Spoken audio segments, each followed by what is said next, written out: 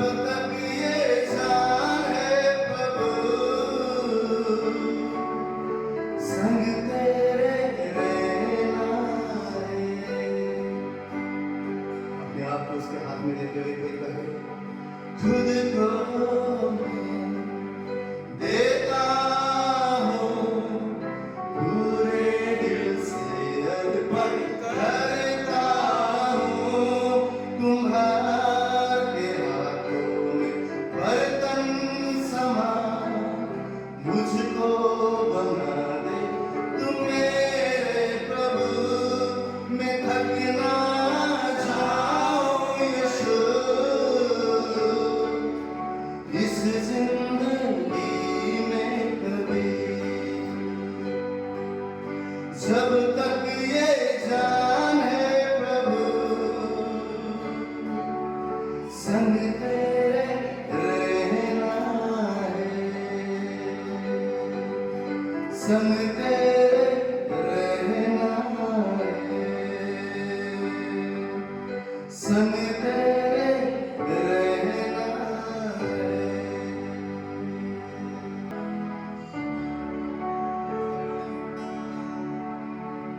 अभिषेक कर दे मुझे तेरी रूह से, मैं बन सकूं हूबहू तेरे जैसे। अभिषेक कर दे मुझे तेरी रूह से, मैं बन सकूं हूबहू तेरे जैसे। ओ दुगना और साझा होली से आज मुझ पे, ओ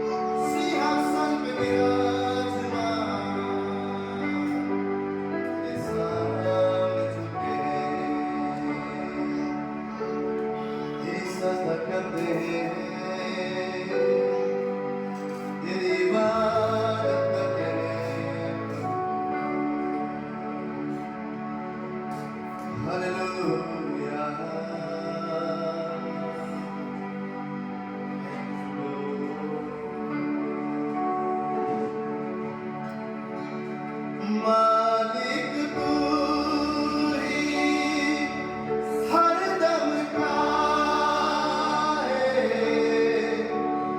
मालिक तू ही हरदम का है, मरहम तू ही हर गम का है, मरहम तू ही हर गम का है, हर दम पे कब्जा, हर गम पे कब्जा, हर दम पे कब्जा, हर गम पे कब्जा, कर ले कब्जा ए बाबू,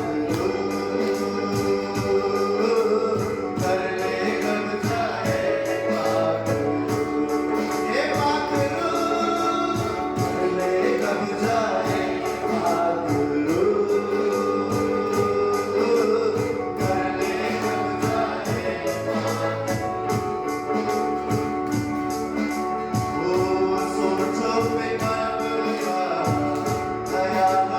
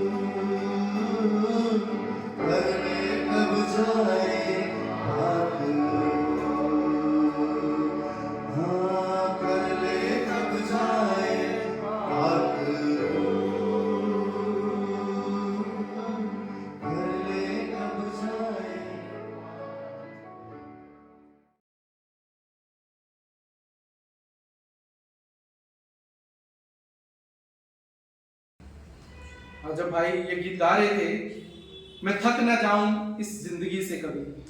ये जिंदगी जो हम यहाँ जीते हैं, अगर मैं आज आपसे पूछूं आप खुश हो, तो कई बार हम इसका जवाब ही नहीं देते। अगर हम पूछते खुश हो तो हम मुस्कुरा देते हैं। सच है कि नहीं? अभी भी मैं अगर आपसे पूछूं ना आप खुश हो, तो आप ये नहीं बोलोगे कि मैं खुश हूं, आप मुस्कुरा दोगे। क्योंकि आप कहोगे अगर मैं बोलूंगा खुश हूं पर अंदर से तो मैं खुश नहीं हूं, तो कहीं मैं झूठ तो नहीं बोल रहा। हम क्या करते हैं, मुस्कुरा देते हैं और टाल देते हैं बात को, क्योंकि हमारे अंदर इतनी उलझने चल रही होती हैं कि हमें लगता है इस बात का हमारे पास कोई जवाब नहीं है। पर ये सच है, हमारे पास इस बात का कोई जवाब नहीं है। अगर हम पूछे ना आप खुश हो, आप अक्सर देखो संसार में लोगों से पूछो आप खुश हो, वो मुस्कुरा देंगे।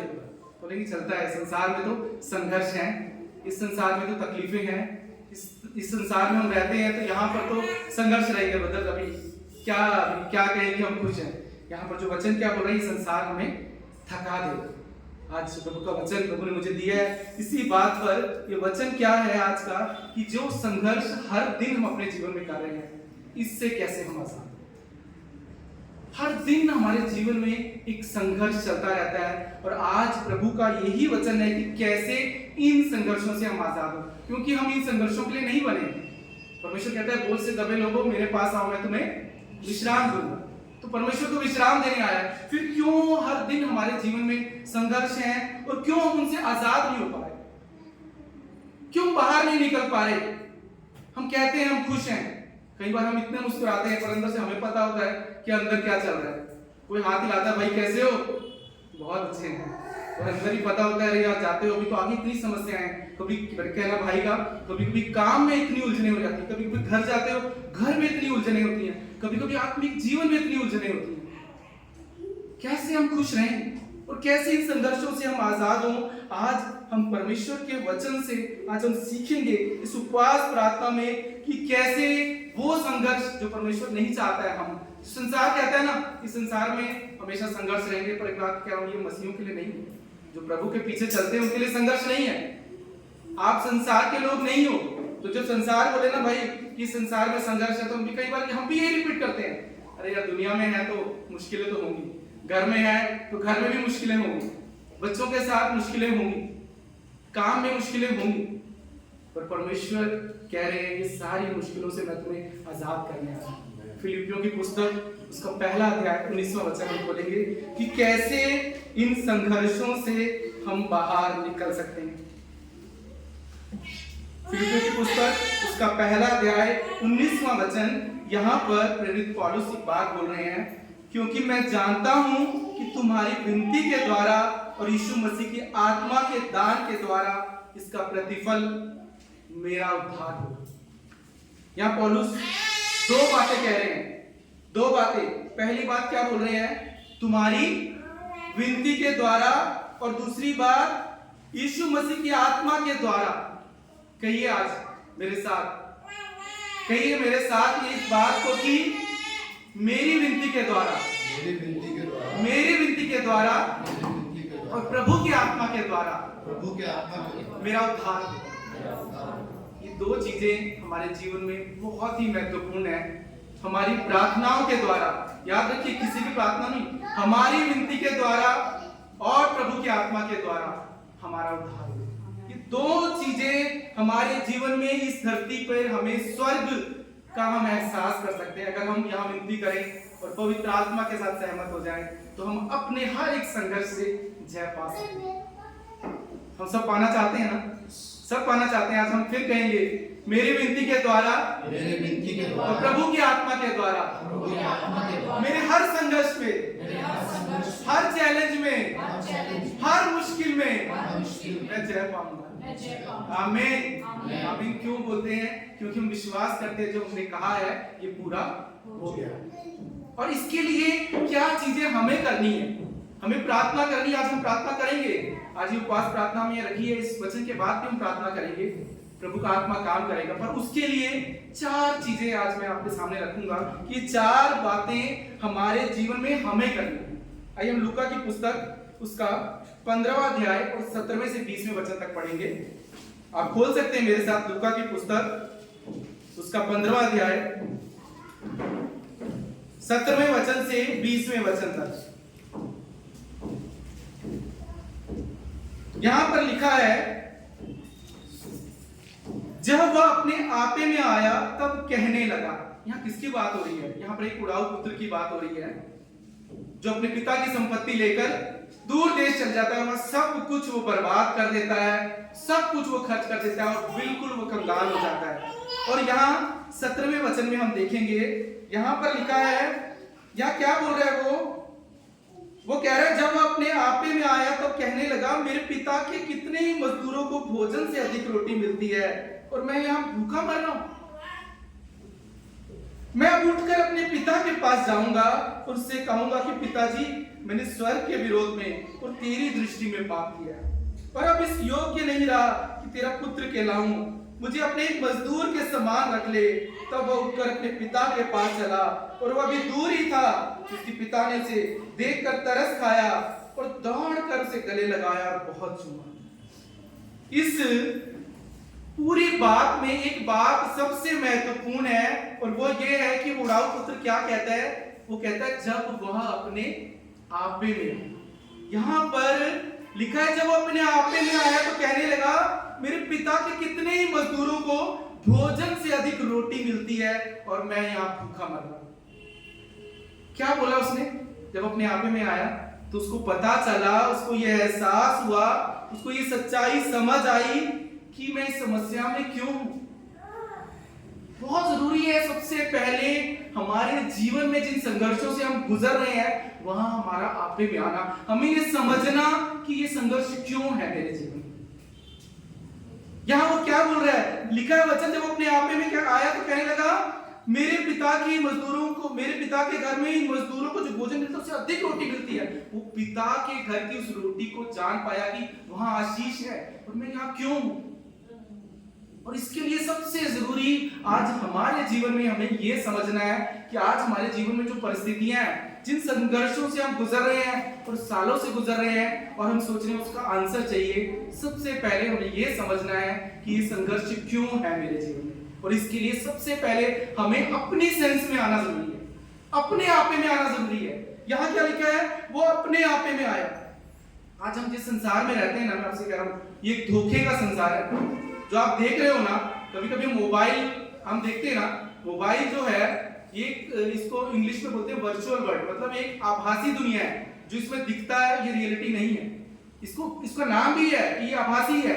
कभी कभी इसमें बहुत मजा आता है। और पर यहाँ क्या लिखा है? वो जो उड़ाऊ पुत्र था वो अपनी समझ में आया, अपने सेंस में आया, उसको पता लगा मैं कहाँ हूँ, मेरे पिता के घर में तो सब कुछ है। मैं क्यों आपको ये बता रहा हूँ कि बहुत जरूरी है हमें अपने आपे में आना, हमें समझना कि मेरे जीवन में ये तकलीफें हैं, जो संघर्ष हैं, जो संघर्ष नहीं होना चाहिए। मैं रोजमर्रा के संघर्षों की बात कर रहा हूँ जो हर दिन हम अपने जीवन में, अपने परिवार में, अपने काम में देखते हैं। कारण क्या है? हम ये समझ ही नहीं पा रहे कि क्यों मैं इन परिस्थितियों में, क्योंकि हम ऐसे संसार में रह रहे हैं जहां हम चीजें अपने आप कर रहे हैं। आप देखो, अगर आप मोबाइल पे देखो, अगर कोई ग्रुप में आप हैं और किसी ने वहां बर्थडे डाला है, हैप्पी बर्थडे, तो क्या होता है? पीछे सब डालना शुरू करते हैं। अगर वो पहला ना डाले तो बाकी नहीं डालेंगे। मतलब हम वो काम मन से नहीं कर रहे, मन से कराया जा रहा है काम। एक डालता है और सब डालते हैं।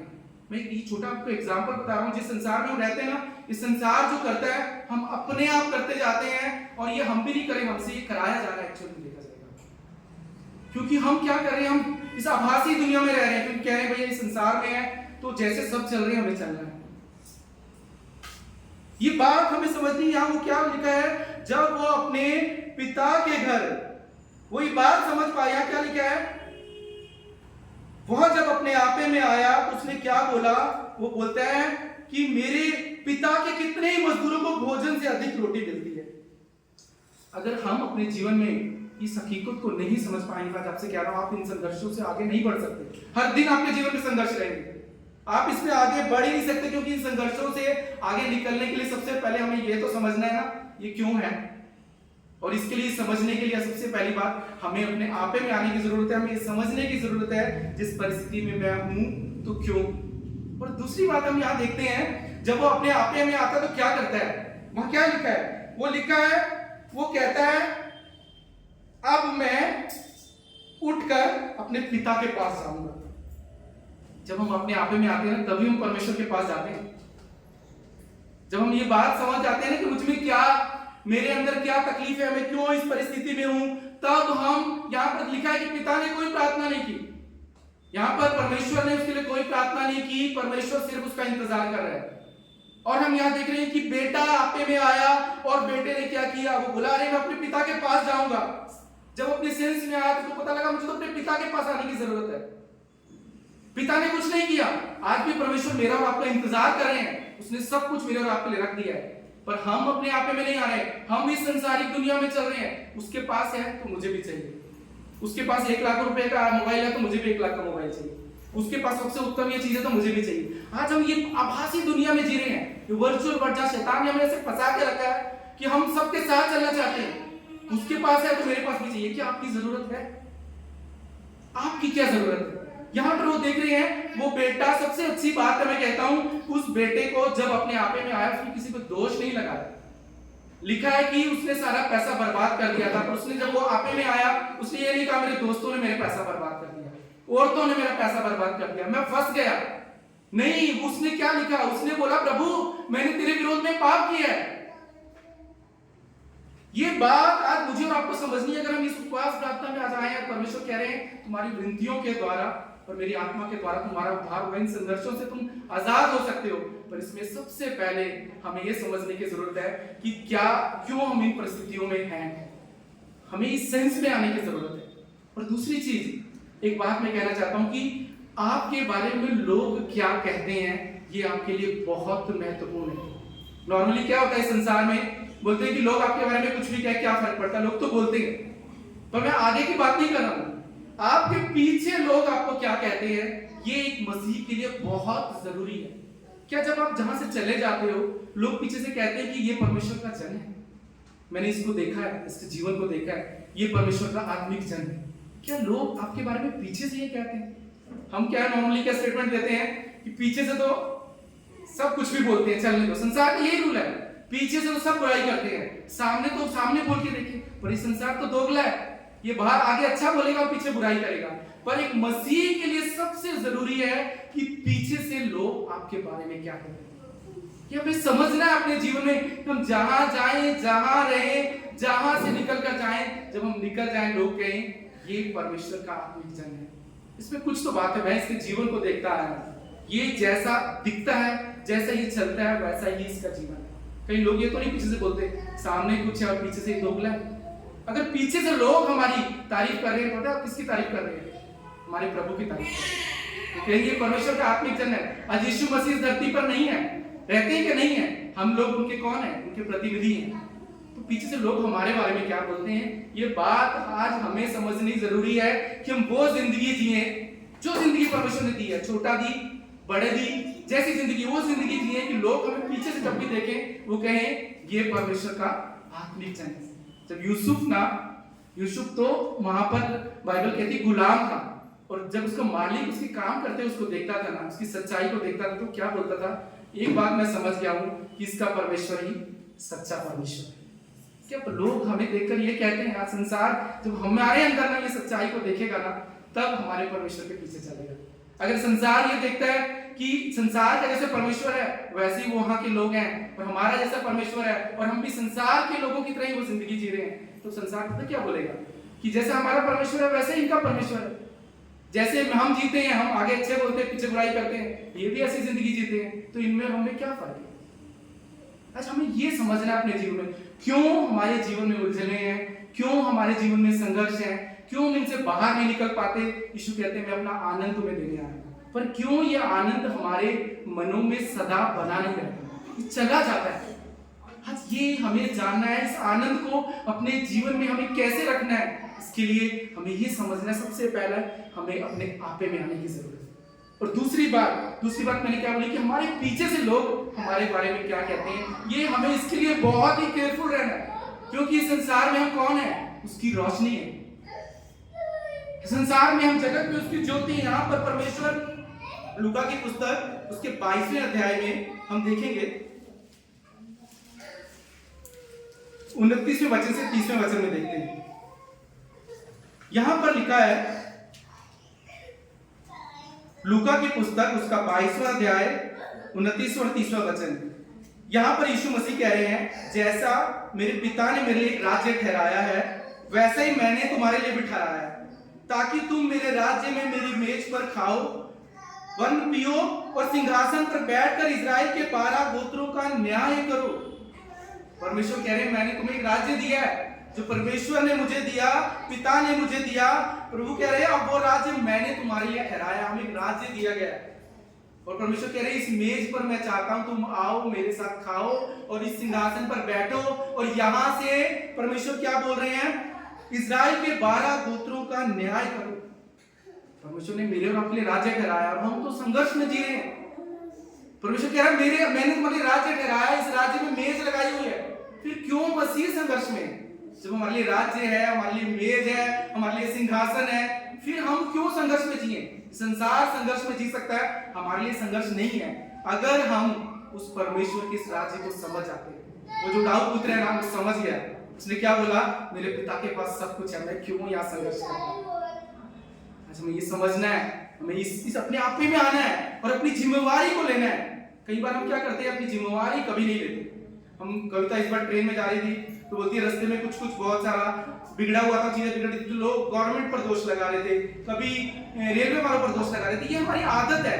हम अगर ट्रेन में कचरा फेंक देंगे ना और फिर सफाई करने नहीं आएगा तो बोलेंगे सफाई करने वालों की गलती। हम दोष दूसरों पर हमेशा लगाते हैं। कोई भी कारण है, सरकार पर दोष, अगर हमारे साथ किसी ने बुरा किया तो जिसने किया उसके कारण उसको दोष।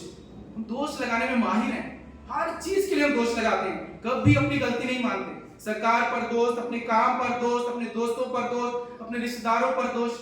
पर यहाँ पर वो उस इंसान ने किसी पर दोष नहीं लगाया, किसी पर दोष नहीं लगाया। और सिर्फ दोष कौन लगाता है? बाइबल कहती है, प्रकाशित वाक्य में पढ़ेंगे ना, शैतान वो दोष लगाने वाला है। हमें ये बात समझनी है, आज हमारे जीवन में जो भी हमारी मुश्किलें हैं उसका एक ही कारण है, हम ही उसके लिए जिम्मेवार हैं। और जिस दिन हम ये समझ जाएंगे ना और अपने आप में आ जाएंगे और ये जान जाएंगे कि प्रभु का राज्य मेरे लिए रखा है, मैं तो प्रभु के पास लौट कर जाऊंगा। उसने बहुत अच्छी बात बोली, उसने बोला, प्रभु मैंने तेरी नजर में पाप किया। ये 3 चीजें आज हमें अपने जीवन में सीखने की जरूरत है। जिस दिन हम अपने आप में आएंगे, जिस दिन हम अपनी जिम्मेवारियों को ले लेंगे, प्रभु ये गलती मेरे कारण हुई है, और ये बात समझ जाएंगे कि प्रभु तेरे पास तो जीवन की बातें हैं। वहां क्या प्रभु बोल रहे हैं, मैंने तुम्हारे लिए राज्य रखा है। सिर्फ राज्य नहीं कराया है, बोल रहे हैं उसके लिए मैंने तुम्हारे लिए मेज लगाई है, वहां पर तुम आओ, खाओ, पियो, और कह रहे हो सिंहासन पर बैठो और इजराइल के 12 गोत्रों का न्याय करो। और क्या चाहिए? परमेश्वर कह रहा है, इस जगत में मैंने अपनी रोशनी बना के तुम्हें ठहराया है। इस जगत में तुम जाओ, मेरे अधिकार के साथ, मेरी सामर्थ के साथ जाओ और लोगों को आज्ञा मानना सिखाओ। परमेश्वर कह रहे जाओ, उनको चिताओ, उन्हें बोलो कि मन फिराएं और परमेश्वर के राज्य में लौट कर आए, क्योंकि राज्य मुझे और आपको दिया गया। वो राज्य मुझे और आपको दिया गया। यहाँ पर क्या वचन कह रहा है, वो राज्य मुझे और आपको दिया गया। पर इस चीज के लिए सबसे पहली बात, हमें अपने आप में आकर अपने आप को परमेश्वर के आगे नम्र होकर परमेश्वर के आगे अपने आप को ये कहना है, प्रभु मैं मुझसे गलती नहीं है। कई बार हम कहते हैं कि अनुग्रह हमें, कि बाइबल क्या बोलती है अनुग्रह के लिए? अनुग्रह की बहुत सारी परिभाषाएं बाइबल में। बोलते हैं कि दीन, जो दीनों पर परमेश्वर अनुग्रह करता है, और अभिमानियों पर क्या करता है? परमेश्वर गिराता है। पर कौन है दीन? दीन वो मनुष्य है जो अपनी गलती की जिम्मेवारी लेता है, परमेश्वर के सामने टूटे हृदय से उसके पास जाता है और कहता है, प्रभु मैं पापी हूं, मैं पापी हूं, मुझसे गलती हुई, मैं जानता हूं तेरे पास सब कुछ है, अब मैं लौट कर रहा हूं। परमेश्वर उसी वक्त हमें गले लगाता है। ये हमारी दीनता है। इंसानों के सामने दीन बनने के लिए दीनता नहीं है। कई बार इंसानों के सामने दीन बनते, इंसानों के सामने इतने छोटे, हम कहते हैं हम तो कीड़े के समान, इतने छोटे बन जाते हैं। वो दीनता नहीं है, वो लोगों से दया लेने वाली बात है। यहाँ परमेश्वर से हमें दया की जरूरत है। यहाँ पर पुत्र दीन बना, दीनता में यहाँ से सीखनी है।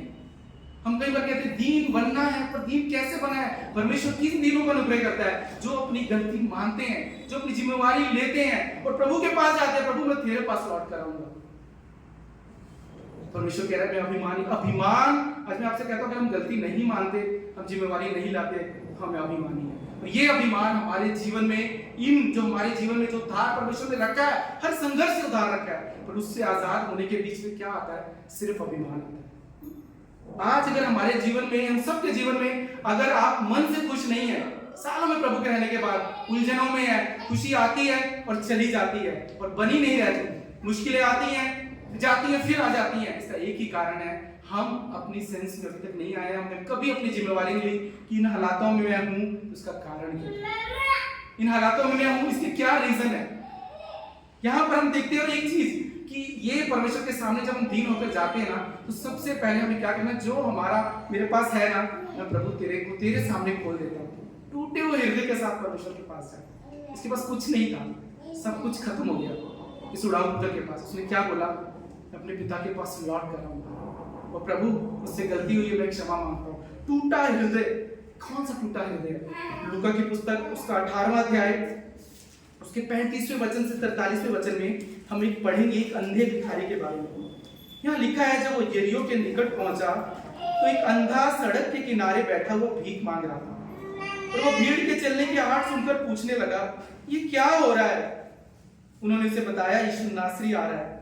तब उसने पुकार के कहा, हे यीशु, दाऊद की संतान, मुझ पर दया कर। और जो आगे आगे जा रहे थे उसे डांटने लगे कि चुप रहे, परंतु वो और चिल्लाने लगा, हे दाऊद की संतान, मुझ पर दया कर। तब यीशु ने खड़े होकर आज्ञा दी कि उसे मेरे पास ले आओ, और वो निकट आया। तब उसने उससे पूछा, तू क्या चाहता है कि मैं तेरे लिए क्या करूं? उसने कहा, हे प्रभु, कि मैं देखने लगूं। यीशु ने उससे कहा, देखने लग, तेरे विश्वास ने तुझे अच्छा कर दिया है। तो वह तुरंत देखने लगा और परमेश्वर की बड़ाई करता हुआ पीछे हो गया। सब लोगों ने देखकर वहां लिखा है, परमेश्वर की स्तुति की। यहां देखते हैं, जो अंधा व्यक्ति है, ये ठुकराया हुआ व्यक्ति है, पर जब यीशु को देखता है, ये नहीं कहता, प्रभु, कि मैं इस स्थिति में कितने सालों से हूं, मेरे माँ बाप ने मुझे छोड़ दिया, मेरी क्या गलती थी कि मैं अंधा हूं, मेरे माँ बाप ने, मेरे अपनों ने, सबने छोड़ दिया और आज मैं सड़क पे हूं, तू ये क्या कर रहा है, क्यों कारण है इसका, तूने भी मेरी सुधि नहीं ली। उसने कुछ नहीं कहा, उसने एक बात बोली, हे दाऊद की संतान, मुझ पर दया कर, हे दाऊद की संतान, मुझ पर दया कर। आज मुझे और आपको जो परमेश्वर के पास जाना है, तो इस टूटे से हृदय से जाना है, प्रभु जो कुछ भी हुआ मैं नहीं जानता, पर मैं चाहता हूं तू मुझ पर दया कर। बाइबल कहती है, उसने क्या कहा, परमेश्वर ने कहा, मैं तेरे लिए क्या करूं? वो कहता, मैं देखना चाहता हूं। आज कितने आप अपने जीवन में उस परमेश्वर के राज्य को देखना चाहते हैं? अगर आपको परमेश्वर का राज्य देखना है, उसका अनुभव करना है, उसमें रहना है, उसमें जीना है, हर दिन खुदा के पास आके कहे, प्रभु मुझ पर दया कर कि इन संघर्षों से मैं बाहर निकल सकूं। कब तक ये संसारिक दुनिया में मैं चलता रहूंगा? ये आभासी दुनिया जो शैतान ने हमें बनाई हुई है, मैं उनके साथ चल रहा हूं, जो वो करते हैं मैं वही करता हूं, और मुझे मालूम भी नहीं है। कहीं पर हम वो चीजें हम करते हैं जो हमें करने की जरूरत नहीं है, पर हम क्यों करते हैं? क्योंकि संसार कर रहा है, और हम इसलिए करते हैं, और हमसे देखा जाए तो ये कराई जा रही है। आज परमेश्वर कह रहे हैं, अपने में आपे में आ जाओ, और मैंने तुम्हारे लिए राज्य ठहराया है। वो राज्य प्रभु ने मेरे और आपके लिए ठहराया है। और ये कैसे हमारे जीवन में पूरा होगा? दो चीजें हैं। फिलिपियों 1:19 क्या बोला है? हमारी विनती के द्वारा और उसकी आत्मा के द्वारा हमारे जीवन में ये उद्धार का काम हो सकता है। और चौथी चीज, जब अपने जीवन को हम देखें ना, प्रभु की नजर से अपने जीवन को देखना है, और अपने जीवन के हर दिन हमें भविष्यवाणी करनी है। हर दिन अपने बच्चों के लिए भविष्यवाणी करो, अपनी पति पत्नी के लिए भविष्यवाणी करो, अपने परिवार के लिए भविष्यवाणी करो। हम कई बार क्या करते हैं, हम अपने परिवार में ही कमियां ढूंढते हैं। अपने बच्चे हैं, बोलते हैं मेरे बच्चे इतने सालों से ये ऐसे ही हैं, ये नहीं सुधरते। परमेश्वर के सामने रोते हैं, प्रभु मेरे बच्चे नहीं सुधरते। मैंने इतने सालों से लोगों को देखा है कि कहते हैं, प्रभु मेरे बच्चे नहीं सुधरते, मेरी पत्नी नहीं सुधरती, मेरा पति नहीं सुधरता, मेरे माँ बाप ऐसे हैं। और परमेश्वर कह रहे हैं, जो है उससे लेकर मेरे पास आओ। जिस दिन आप ये कहोगे ना, प्रभु मेरा उद्धार कर, मेरे बच्चों का उद्धार कर, मेरी पत्नी का, मेरे पति का, मेरे माँ बाप का, तब परमेश्वर उनको सुनने वाले वो कान देगा कि उनके कान खुल जाएंगे। पर हम अपनी तकलीफों को लेकर परमेश्वर के पास जाते रहते हैं, और प्रभु से ये कभी नहीं कहते, प्रभु कि मैं प्रार्थना कर रहा हूं, और प्रभु तू दया कर, तू ऐसा काम कर। जिस दिन आप ये प्रार्थना करेंगे, जिस दिन टूटे हुए हृदय से परमेश्वर के पास जाएंगे, मैं आपसे कहता हूं, आपके बच्चे सुनने लग जाएंगे, आपकी पत्नी सुनने लग जाएगी, आपके पति सुनने लग जाएगा, आपकी सारी बिगड़ी हुई चीजें सही होने लग जाएंगी। इसके लिए सबसे जरूरी है टूटा टूटा हृदय। याकूब की पुस्तक में लिखा है, प्रभु के सामने दीन बनो तो वो तुम्हें क्या बनाएगा? शिरोमणि बनाएगा। पर परमेश्वर भजन संहिता 51:7 में कहते हैं, टूटा हुआ मन परमेश्वर के योग्य बलिदान है, हे परमेश्वर, तू टूटे हुए और पिसे हुए मन को तुच्छ नहीं जानता। परमेश्वर कभी भी टूटे हुए लोगों को तुच्छ नहीं जानता। आज हमारे जीवन में अभिमान और दीनता के बीच में जो सबसे बड़ी चीज है, वो सबसे बड़ी चीज यही है कि हम टूट कर परमेश्वर के पास नहीं आते, हम जिम्मेवारी लेकर परमेश्वर के पास नहीं आते। हम कभी अपने आप में आकर ये नहीं कहते कि प्रभु जो हुआ इसका कारण मैं हूं। हम अक्सर दोष लगाते हैं दूसरों को, हर बात के लिए हम दूसरों को दोषी ठहराते हैं, नहीं तो किसी ना किसी चीज को दोषी ठहराएंगे कि इसके कारण ये ऐसा हुआ, उसके कारण ये ऐसा हुआ, मेरा कोई इसमें दोष नहीं है। और मैं आपसे कहता हूं, कभी जिंदगी नहीं बदलेगी, सालों आप ऐसे चलते रहो, कभी कोई बदलाव नहीं होगा। बदलाव उस दिन होना शुरू हो जाएगा जिस दिन आप टूट कर परमेश्वर के पास जाना शुरू करोगे। उस दिन से आपके जीवन में बदलाव देखना शुरू करोगे, उस दिन से अपने बच्चों के जीवन में बदलाव देखना शुरू करोगे, अपनी पत्नी के, अपने पति के, अपने माँ बाप के, अपने जीवन के हर काम में, अपने बिजनेस में आप बदलाव देखोगे। जिस दिन आप टूट कर परमेश्वर के सामने कहोगे, प्रभु मुझ पर दया कर, हे दाऊद की संतान मुझ पर दया कर, प्रभु मैं अपने आप में आ गया हूँ, प्रभु मुझसे गलती हुई है, मुझसे क्षमा कर प्रभु मेरा तो 100 का है टेबल और मैं 80 मेरे को बच करना चाहिए, मैं 100 रुपए कमाता हूँ 200 खर्च करता हूँ प्रभु, इसलिए मैं कर्जे में।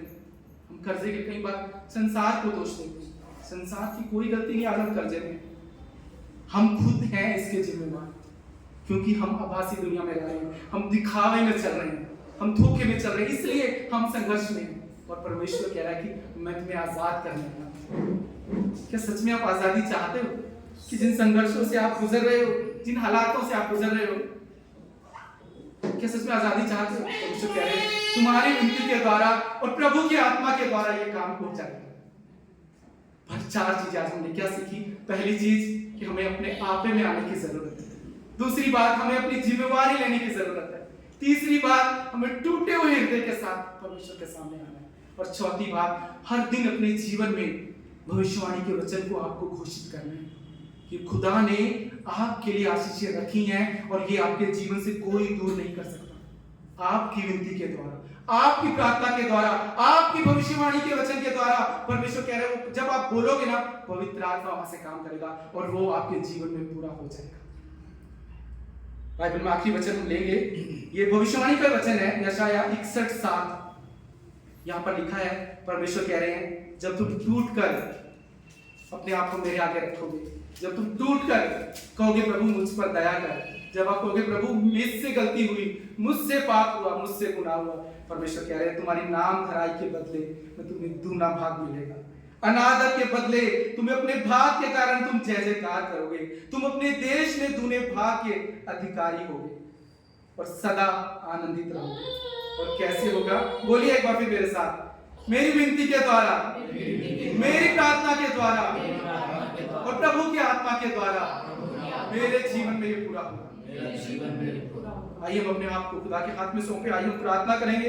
और मैं चाहता हूं उस प्रार्थना में मैं कुछ आज आपके लिए प्रभु ने मुझे वचन दिए हैं, ये हम भविष्यवाणी के वचन अपने लिए बोलेंगे। मैं बोलूंगा और मैं चाहता हूं भाई जॉन पीछे जोर से बोलें और सारे आप बोलो उसके साथ, ताकि हमारे जीवन में जो परमेश्वर हमें जीवन देने आया है वो जीवन, वो आशीषित जीवन, वो स्वर्गीय जीवन का एहसास इस धरती पर हम करें। आइए हम प्रार्थना करेंगे। सबसे पहले अपने आप को हम खुदा के हाथ में सौंपेंगे, अपने भक्त हृदय से उस खुदा के पास आएंगे, टूटे हुए हृदय से खुदा के पास आएंगे। वो कहता है टूटे हृदय को जब देखता है कहता है उन पर वो करुणा करता है। आइए अपने आप को आज हम तोड़ेंगे, आइए आज हम कहें प्रभु कि मुझसे गलती हुई है प्रभु, आज मेरी परिस्थितियों के लिए, मेरे हालातों के लिए, मेरे जीवन में जो कुछ भी बिगड़ा है उसके कारण मैं ही जिम्मेवार हूं।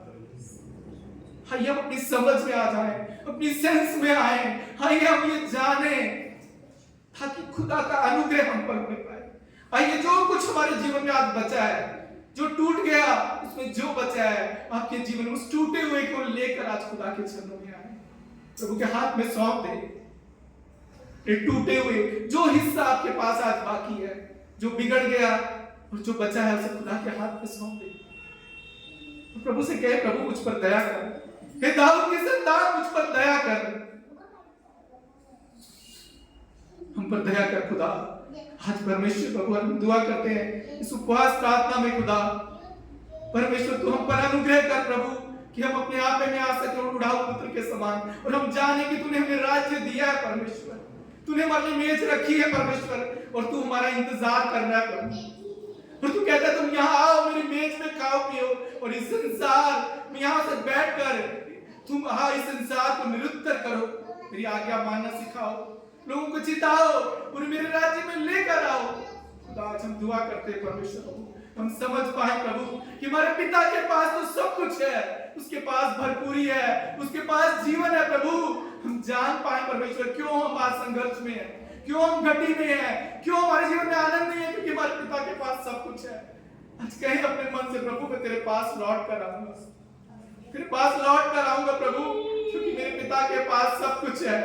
बाइबल कहती है उस पिता ने उसे गले लगाया, बाइबल कहती है उस पिता ने उसे अंगूठी पहनाई, नए वस्त्र पहनाए, जूते पहनाए, उस पिता ने वापस उसे सिंहासन पर बिठाया और पिता ने फिर आनंद मनाया। आज भी हमारा पिता हमारे लिए आज भी हमारे लिए इंतजार कर रहा है कि मैंने तुम्हारे लिए मेज बिठाई है, मेरे बच्चों लौट कर आ जाओ, लौट कर आ जाओ इस संसार से, इस धोखे के संसार से, इस झूठे संसार से लौट कर आओ।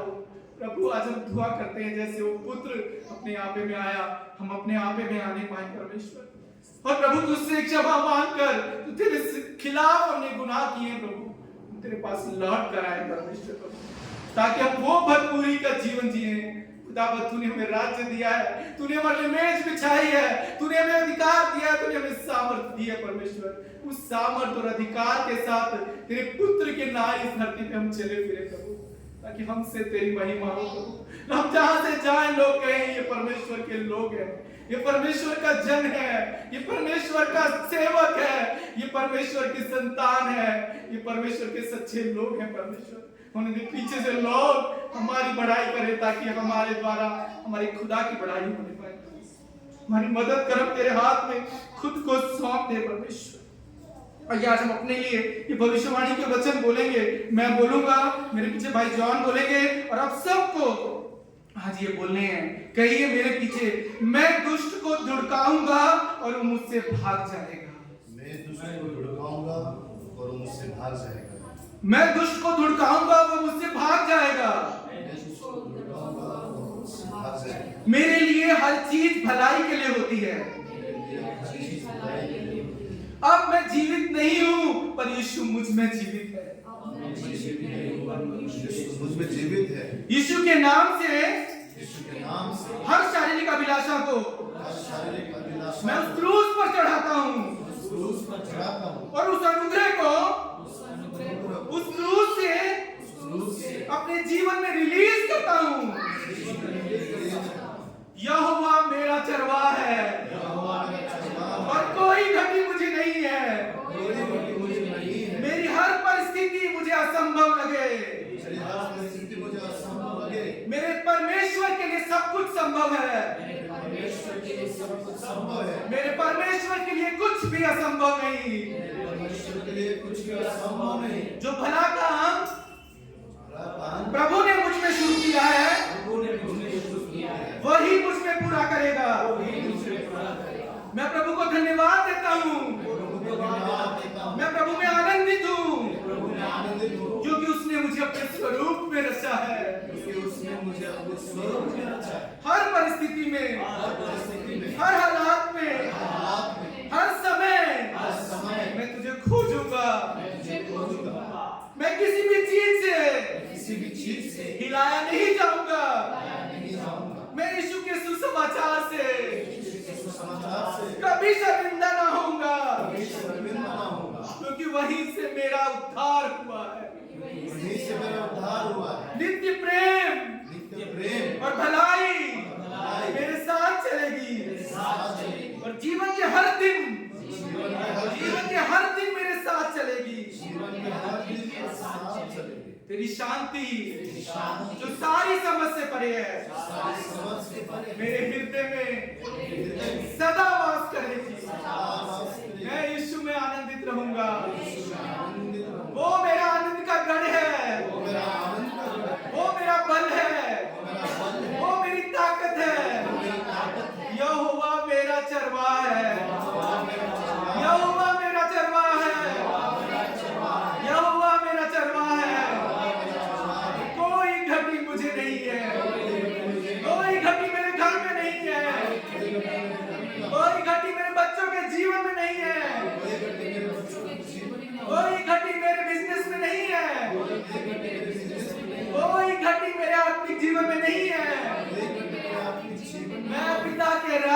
रहूंगा, वहाँ पे राजी रहूंगा, मैं उसकी मेज में बैठूंगा, उसके मेज में बैठूंगा, मैं उसकी मेज के साथ भोजन करूंगा, उसके मेज के साथ भोजन करूंगा, और इस संसार में संसार में मैं उसकी ज्योति की नाई चलूंगा, मैं उसकी ज्योति को नहीं चलूंगा, क्योंकि उसने मुझे अपने स्वरूप में रचा है। क्योंकि उसने मुझे अपने स्वरूप में रचा है। यहोवा मेरा चरवाहा है, यहोवा मेरा चरवाहा है, कोई घटी मुझे नहीं।